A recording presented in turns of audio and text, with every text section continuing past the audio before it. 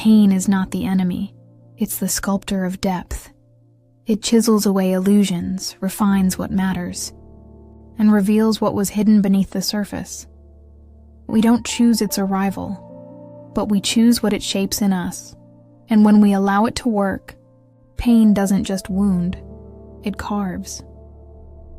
Most of us spend our lives trying to avoid discomfort. Believing peace means never being touched by sorrow, but peace is not built by distance. It's built by understanding. The calmest souls are not those who never broke. They're the ones who broke open. Their serenity has roots. In pain, they refuse to waste. Suffering refines perception. It teaches us what joy cannot, how to see the invisible threads between all living things. When you've suffered, you stop looking at others from above or below. You meet them eye to eye, because pain has leveled the ground. It has made you tender to what is fragile. We often think pain destroys us, but in truth, it removes what is false. It dismantles certainty, peels away pride, and leaves the raw simplicity of being human. The ego calls that loss. The soul calls it clarity. When life shatters an expectation, something deeper gets revealed. Not what we wanted, but what we are. Each disappointment is a sculptor's strike. Painful, precise, but necessary for the form to emerge. Without that pressure, there is no contour. Without resistance, no definition.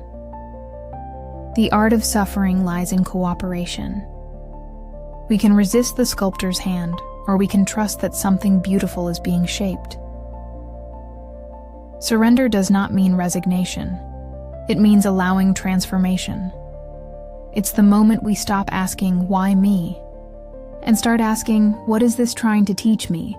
That shift is where growth begins. Suffering humbles the mind and expands the heart. It shows us the limits of control, then replaces control with compassion.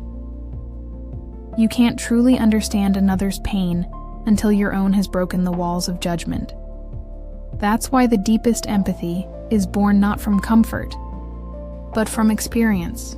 Pain makes us real. In joy we sparkle. In pain we become transparent.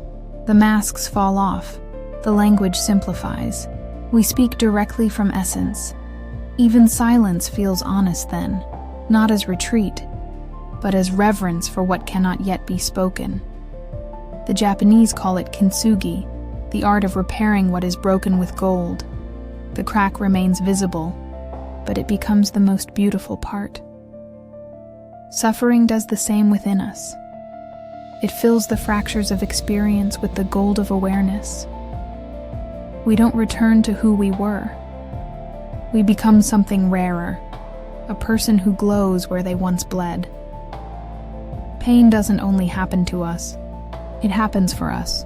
It's the universe's way of demanding attention to what has long been neglected. Every ache points toward imbalance. Every heartbreak shows where we loved without presence. Every failure teaches humility, reminding us that value doesn't disappear when success does.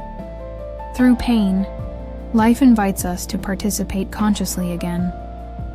But the world rushes to silence pain. We medicate, distract, replace as if feeling were a flaw. Yet what we suppress, we postpone. Unfelt pain becomes stored noise, shaping behavior from the shadows.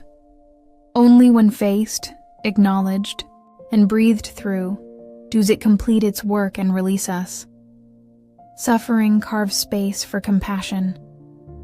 You cannot hold another's grief without first having met your own. The depth of your empathy equals the depth of your endured silence. Those who have never been shattered often mistake gentleness for weakness. Those who have rebuilt themselves know better, that kindness is strength, refined by sorrow, calm after suffering, is different from calm before it. Before pain, calm is preference. After pain, calm is practice. It's no longer a wish for stillness, but a wisdom earned through endurance. That's why peaceful people often radiate quiet authority. Their serenity has survived fire. Pain is a sculptor that works in paradox. It breaks to reveal wholeness. It empties to make room for fullness. It silences to deepen listening. Every hardship is an invitation to see differently. To understand that meaning is often born from what the mind once rejected. If you look closely, you'll see that what pain takes, it also gives back. Not in the same form, but in understanding. Loss brings appreciation. Failure brings humility. Loneliness brings presence. In each wound hides a mirror showing where the soul is still learning to see. Suffering teaches patience with time. You can't rush healing. You can only cooperate with it. The body knows how to close a cut. The heart, too, knows how to mend if you stop interrupting it.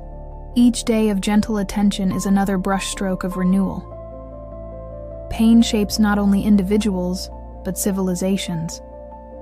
Every culture's wisdom was born from crisis. Every philosophy began as an attempt to make sense of suffering. The light of understanding has always been lit by friction. To live is to be shaped, and to learn is to stop, resisting the hand that shapes us. So when pain visits, don't rush to silence it. Ask what it's carving, ask what part of you it's trying to reveal. The sculptor never wastes material. It chisels until truth appears. Pain is not the enemy.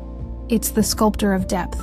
And when the carving is done, what remains isn't damage, it's design. Suffering carves space for compassion. If this moment brought you calm, stay a while. Subscribe, and let this space remind you that even pain has purpose. Every day, we return here to breathe, to heal, and to remember that beauty often begins where we thought we were broken. This is form within mind, where calm takes shape.